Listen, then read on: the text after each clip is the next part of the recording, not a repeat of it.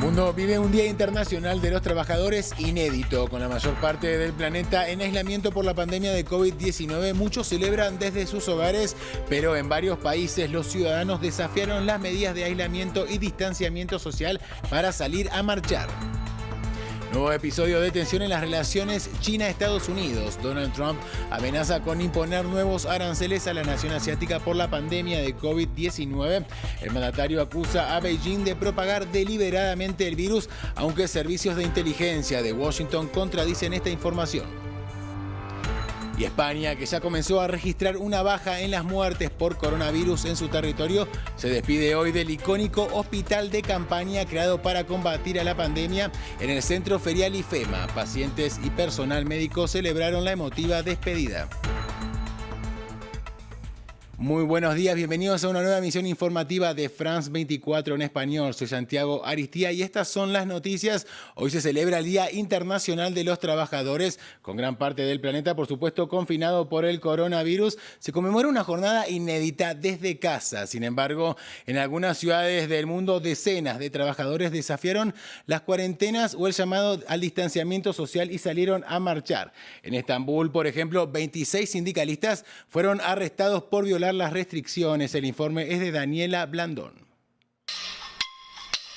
Un 1 de mayo sin precedentes, sin las tradicionales y multitudinarias marchas que cada año marcan un día festivo en casi todo el mundo, con excepciones como Estados Unidos, Canadá o Australia. Este espíritu del 1 de mayo, un espíritu de solidaridad entre los trabajadores, tal vez nunca había sido tan poderoso. Gracias al trabajo y dedicación de quienes nos protegen, del personal de defensa civil, del ejército, es que estamos salvando tantas vidas todos los días. Gracias al compromiso y al trabajo de nuestros agricultores, empleados y trabajadores independientes, la vida continúa a pesar de todo. Pero unos pocos sí decidieron romper el confinamiento o simplemente desatender el llamado a permanecer en casa y evitar las concentraciones, y salieron a las calles. Quienes no se atrevieron a marchar encontraron otras maneras de conmemorar este día. El dueño de ese restaurante celebró en línea el tradicional festival culinario que suele llevarse a cabo cada 1 de mayo en Finlandia. Normalmente nos reunimos con familia y amigos para celebrar con buena comida y bebida. Obviamente este año no es posible. Desde el Vaticano, el Papa Francisco dedicó su discurso a condenar la esclavitud, que para él no ha desaparecido. Hoy también hay muchos esclavos. Muchos hombres y mujeres no son libres de trabajar, sino obligados a hacerlo para sobrevivir. Muchos de quienes marcharon este viernes ofrecieron su manifestación a aquellos que no han parado de trabajar en medio de la pandemia. Y en este 1 de mayo vamos a conocer más sobre los desafíos que enfrentan millones de trabajadores a lo largo de todo el mundo, debido, por supuesto, a las consecuencias de la pandemia en el universo laboral. Y por eso nos acompaña desde Madrid, España, Julio Frutos Rodríguez. Él es experto en derecho laboral. Julio, muchísimas gracias por estar presente en France 24. Bueno, como ya se sabe, lamentablemente uno de los efectos principales, ¿no?, de esta pandemia es la pérdida de millones de puestos de trabajo en todo el mundo. Y si bien hay mucha incertidumbre, ¿qué panorama prevé usted para cuando empiecen a reabrirse un poco más los países? Bueno, el panorama es muy incierto porque nos enfrentamos a una circunstancia sin precedentes a nivel internacional. Sin embargo, basándonos en algunos datos, la Organización Internacional del Trabajo recientemente sacó un informe en el cual se calcula que en torno a 195 millones de trabajadores a lo largo de todo el mundo han perdido su puesto de trabajo, y plantea diversos escenarios, unos más optimistas, otros más pesimistas, pero podríamos estar hablando que quizás más de 300 millones de personas puedan quedar desempleados, lo que lógicamente tiene unos impactos sociales muy profundos, muy dramáticos, pero también desde el punto de vista económico hay que tenerlos muy en cuenta para el futuro. Ahora, como experto en derecho laboral, ¿qué medidas recomienda usted a los gobiernos para contrarrestar este efecto de la pandemia? Bueno, los gobiernos, en primer lugar, desde mi punto de vista, tendrían que tomar medidas en 3 ámbitos. Primero, amortiguar los impactos de la pandemia, focalizándose especialmente en aquellos sectores más desfavorecidos o con menos renta, Es por ello que se están poniendo en marcha determinadas medidas, como por ejemplo ayudas a determinadas pequeñas y medianas empresas, o bien en España, por ejemplo, se ha recurrido a la figura del expediente de regulación temporal de empleo para evitar los despidos. Y por otro lado, habrá medidas que tengan que tomarse después de la pandemia, o mientras esta amaine. Claro. Medidas en ámbitos como, por ejemplo, el teletrabajo, que ya actualmente se está creciendo el uso de esta modalidad. Y medidas, en definitiva, para ayudar sobre todo a aquellos sectores más dañados por la pandemia. Exacto. Estoy pensando específicamente en el caso de España, por ejemplo, el turismo, que es uno de los sectores además más importantes en nuestro país. Un poco me adelantabas, Julio, pero precisamente dentro del universo, ¿no?, de los trabajadores, ¿cuáles son los sectores más vulnerables? Sí, pues basándonos un poco en los datos que se han recopilado hasta ahora, sobre todo el pequeño comercio, las pequeñas y medianas empresas, el turismo, las manufacturas, en tanto en cuanto que va a afectar las cadenas de suministro internacionales, y también los trabajadores de la salud y aquellas personas que actualmente se están exponiendo más al contagio del virus. Julio Frutos Rodríguez, muchísimas gracias por estos minutos con France 24 en español. Avanzamos con otras noticias porque el presidente de Estados Unidos, Donald Trump, amenazó con imponer nuevos aranceles a China por el COVID-19. El mandatario sostuvo este jueves que tiene pruebas de que el coronavirus se habría originado en un laboratorio de la ciudad de Wuhan y que el gobierno chino pudo haberlo controlado, pero eligió propagarlo y dejarlo escapar. Si bien las agencias de inteligencia estadounidenses advirtieron que el COVID-19 no es artificial ni está genéticamente modificado, el líder de la Casa Blanca evalúa imponer aranceles a la nación asiática. Así se manifestaba. Bueno, podría hacerlo de otra manera. Podría hacer lo mismo, pero por más dinero con solo poner impuestos. Así que no tengo que hacer eso, ¿sabes? Es aproximadamente $1 billón, un poco más. Así como lo veo, $1 billón. Vamos ahora a España, donde el número de muertes por coronavirus llegó a los 24.824 con 281 nuevos casos y hoy cierra un edificio icónico del periodo de pandemia. Mientras el país se prepara para poner fin al confinamiento absoluto de los adultos mayores, el hospital de campaña que funcionaba en el recinto ferial de IFEMA, dedicado a combatir la pandemia en España, cerró sus puertas luego de 40 días de haber iniciado a recibir pacientes. Personas dadas de altas y también personal médico celebraron la despedida. Cuando el hospital de IFEMA se abrió, estábamos en uno de los momentos más difíciles y más complicados de nuestra historia reciente, afrontando una pandemia de consecuencias inimaginables, de una magnitud difícilmente valorable y que, sin embargo, lo que supuso es el símbolo de que la sociedad madrileña no se resignaba, de que la sociedad madrileña no iba a dejar de dar la batalla, que en esos momentos, sumidos en una situación de desesperanza, de confusión o de incertidumbre en sus casas, esperaban desde luego que desde las instituciones hiciéramos todos los esfuerzos necesarios, y así ha sido con este hospital provisional de IFEMA, para poder superar esta situación. Avanzamos ahora con más información sobre el avance del COVID-19 en América Latina.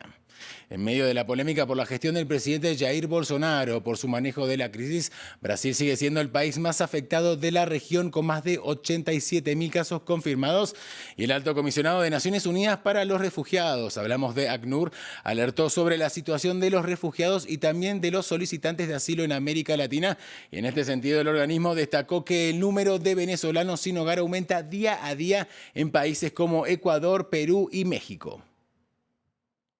Y el presidente de Nicaragua, Daniel Ortega, continúa levantando polémica por su gestión de la crisis sanitaria a raíz del brote de coronavirus. El mandatario mantiene su polémica postura de rechazar las medidas de aislamiento social y en esta oportunidad apuntó directamente a la campaña Quédate en casa, que a su juicio resulta perjudicial para el país. Esto decía. Si decimos quédate en casa, ¿qué enfermera va a trabajar? Ay, tiene derecho también, y si te quedas, pues me quedo yo también. ¿Qué médico va a trabajar? ¿Qué policía va a trabajar? ¿Qué soldado va a trabajar? Por eso les digo, se destruye el país. Por esa vía se destruye el país.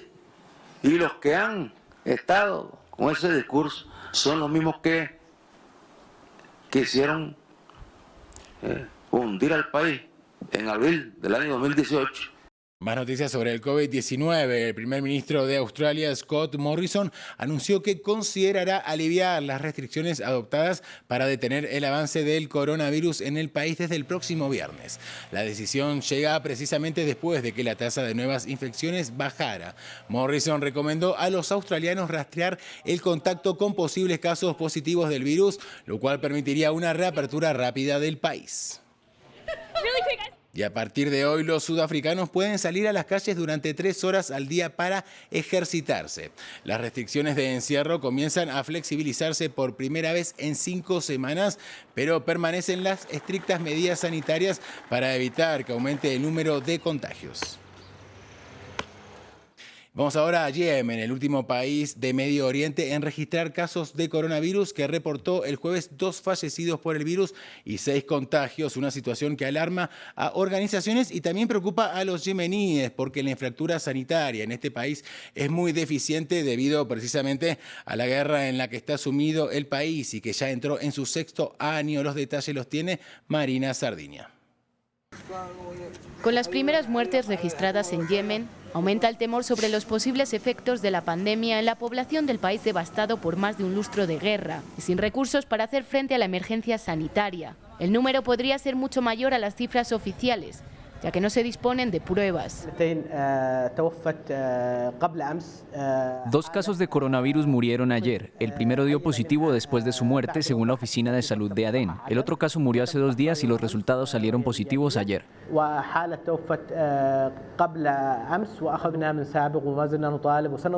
Llamamos y seguiremos llamando a los yemeníes para que tomen medidas preventivas y detengan las reuniones en los mercados públicos y la asistencia a las oraciones del viernes durante estas circunstancias excepcionales. El Consejo Transitorio Sureño, enfrentado al gobierno central, apoyado por Arabia Saudita, decretó un toque de queda de 24 horas durante 3 días y el cierre de mercados, restaurantes y mezquitas por 2 semanas. Mientras que los rebeldes hutíes, que controlan la capital, Saná, han pedido ayuda internacional para hacer frente a la pandemia. No hay Estado ni gobierno legítimo. No hay nadie a quien puedas pedirle ayuda. Si esta epidemia se propaga aquí, moriremos como langostas. Yemen fue el último país de Medio Oriente en registrar casos de COVID-19. Con una infraestructura sanitaria deficiente debido a la guerra, alrededor del 80% de la población de Yemen, 24 millones de personas, dependen de la ayuda internacional y 10 millones se enfrentan a la hambruna. Y el gigante de Internet, Amazon, registró un aumento en sus ingresos del 26% en el primer trimestre del año, impulsado, por supuesto, por las crecientes ventas en línea en medio de la pandemia. Sin embargo, las medidas de seguridad adoptadas por la compañía frente al COVID-19 tradujeron esa facturación en un balance negativo, y esto precisamente en medio de denuncias por parte de empleados que aseguran que las políticas de protección de la compañía no son suficientes. Los detalles los tiene Juan Pupiales. En un mundo bajo confinamiento, Amazon ha visto en los 3 primeros meses del año ingresos de $75.000 millones. Es un repunte tan grande que parece sobrepasar las capacidades de la compañía, que ha visto cómo envíos que antes tomaban días ahora pueden pasar a semanas. Además, se ha quedado sin sprays desinfectantes y papel higiénico. Es un balance agridulce para Amazon, que terminó con datos en negativo. La facturación aumentó en un 26% el primer trimestre respecto al 2019, lo que se traduce en unas ganancias de $2.500 millones. Pero esto es un 29% menos de beneficios respecto al año anterior. Y según su director ejecutivo Jeff Bezos, en el segundo trimestre el balance podría ser peor. Bajo circunstancias normales, en el próximo segundo trimestre esperaríamos conseguir $4.000 millones o más en beneficios. Pero estas no son circunstancias normales. En vez de eso, tenemos previsto gastar esa cantidad entera y quizás un poco más en la respuesta del COVID-19. Pese a esos gastos de protección frente al coronavirus, varios empleados han denunciado malas políticas de bioseguridad en las instalaciones de Amazon. Esta misma semana, un grupo de manifestantes protestó al frente de una de las residencias de Bezos. Algunas exempleadas aseguran que fueron despedidas por pedir mejores condiciones para los trabajadores de las bodegas. En el minuto en que un miembro de nuestro grupo envió una invitación para esa discusión, Emily Cunningham y yo fuimos despedidas. Así de fácil. En medio de estos meses de pandemia, Amazon ha contratado a 175.000 empleados con una convocatoria de huelga en los últimos días. Finalizamos otra emisión informativa, pero quédense con nosotros porque hay mucho más en France 24 y en france24.com.